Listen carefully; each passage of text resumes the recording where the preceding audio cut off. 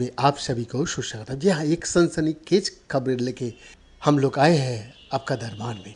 Osaka विश्वविद्यालय और UC San Diego के शोधकर्ताओं के नेतृत्व में एक टीम ने ये प्रदर्शित करने के लिए सिमुलेशन का उपयोग किया है कि कैसे कोई प्रयोगात्मक रूप से केवल प्रकाश से पदार्थ का उत्पादन कर सकता है, जो भविष्य में ब्रह्मांड की संरचना पर लंबे समय से चले आ रहे सिद्धांतों को परीक्षण करने में मदद कर सकता है।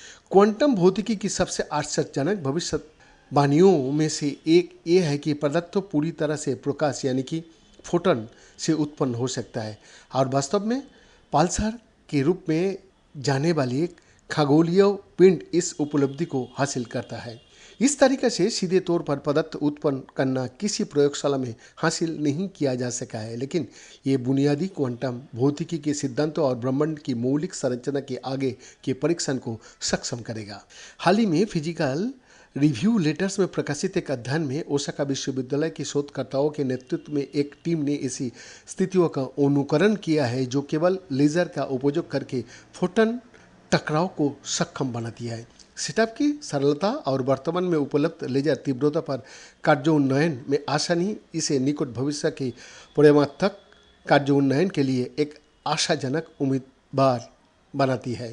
फोटोन टकराव को एक मूलभूत साधना माना जाता है जिसके द्वारा ब्रह्मांड में पदार्थ उत्पन्न होता है और ये आइंस्टाइन के प्रसिद्ध समीकरण E=mc² से उत्पन्न होता है। वास्तव में शोधकर्ताओं ने अप्रत्यक्ष रूप से प्रकाश से पदार्थ का उत्पादन किया है।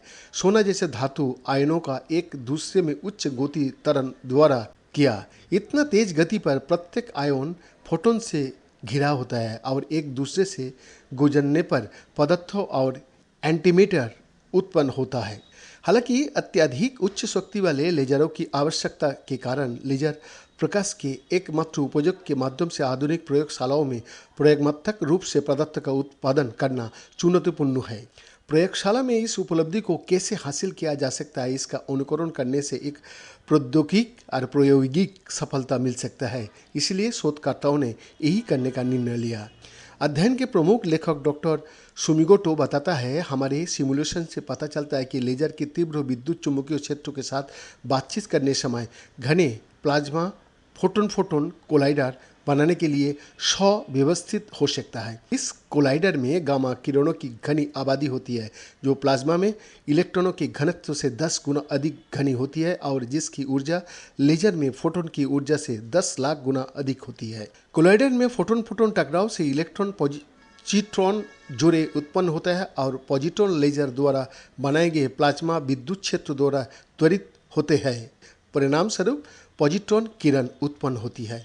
UCSD के सहलेखक प्रोफेसर आर्किएप कहता है, ये सापेक्ष परिस्थितियों के तहत रैखिक ब्राइट व्हीलर प्रक्रिया से पॉजिट्रॉन को तेज करने का पहला अनुकरण है। हमें लगता है कि हमारा प्रस्ताव प्रयोगात्मक रूप से व्यवहार्य है और हम वास्तविक दुनिया के कार्योन्नयन के लिए तत्पर है। इस कार्यों का समर्थन करने वाले US नेशनल साइंस फाउंडेशन के कार्यक्रम निदेशक डॉक्टर लुकिन कहता है, ये शोध प्रयोगशाला सेटिंग में ब्रह्मांड के रहस्य को पता लगाने का एक संभावित तरीका दिखाता है। आज और काल की उच्च शक्ति लेजर सुविधाओं में भविष्य की संभावना और भी दिलचस्प हो गया है। स्टार ट्रेक की काल्पनिक पदार्थ ऊर्जा रूपांतरण तकनीक के लिए इस कार्य को अनुप्रयोग बस काल्पनिक ही है, फिर भी इस कार्यों में ब्रह्मांड की संरचना के सिद्धांतों की प्रयोगात्मक रूप से पुष्टि करने में मदद करने की क्षमता भी है। ये शायद पहले से अज्ञात भौतिकी की खोज में भी मदद करने के लिए क्षमता रखता है। BN का रिपोर्ट FTV हिंदी, दिल्ली, भारत।